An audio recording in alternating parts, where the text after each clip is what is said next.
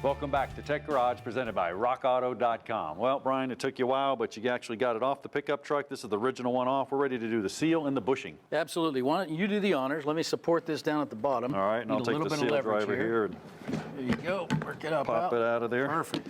All right. Now, actually, look at that while we can. Look at the cracking, chafing, and brokenness around that seal. Yeah. No wonder it was leaking. Yeah, that's for sure. And that also on the internal here, Yep. That's what's actually going to cause it. That's going to stop the dirt from going in there. Yep. Now, it's key here with our actual bushing and our bushing driver.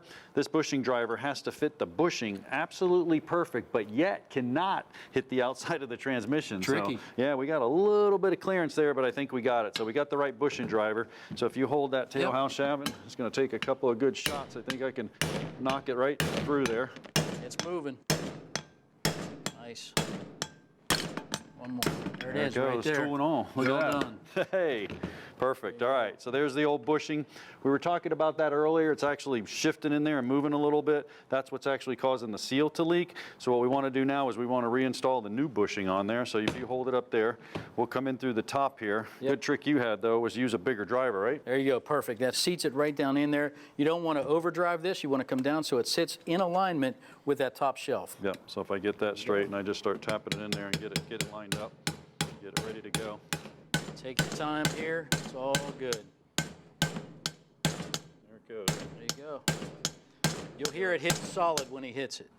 There it goes. There Bam. you go. Just as Perfect. pretty as can One be. more check right here. Tell you what, let me go clean up the surface prep on the back of the tranny. I'll get it ready and we'll reinstall this guy. Yep, now all I have to do is put the seal on. Now that's pretty easy, and I told you, you know, the temptation is to do that on the truck. Wait till you get it over here on the bench. Now we're going to replace it with the booted seal. You saw all the cracks in that one.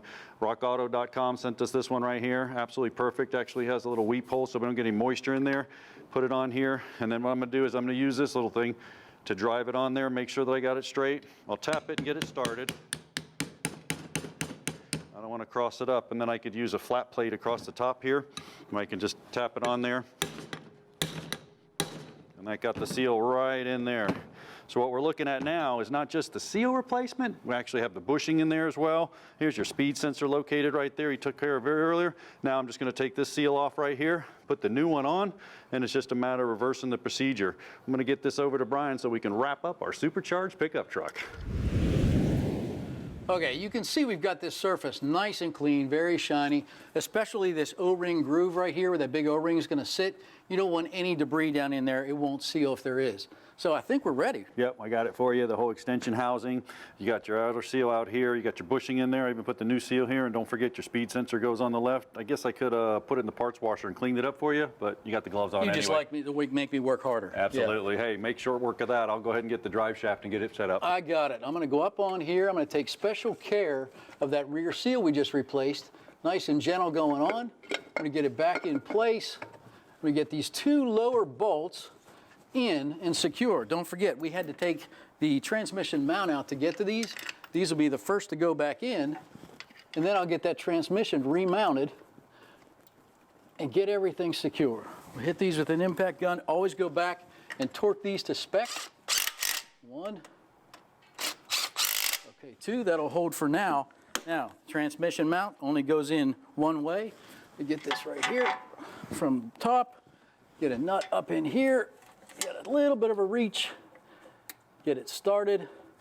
And again, I'm just going to get that secure. I'll come back and torque everything in a bit. Okay. Okay, that's snug enough. I want to leave it a little bit loose so I can work with it to get these two bolts back in right here. Now, we're going to go ahead and lower this back down. Watch it sit down on the cross member. There you go. I'm going to go back up, give myself some flexibility. Two more bolts to go here to get this in.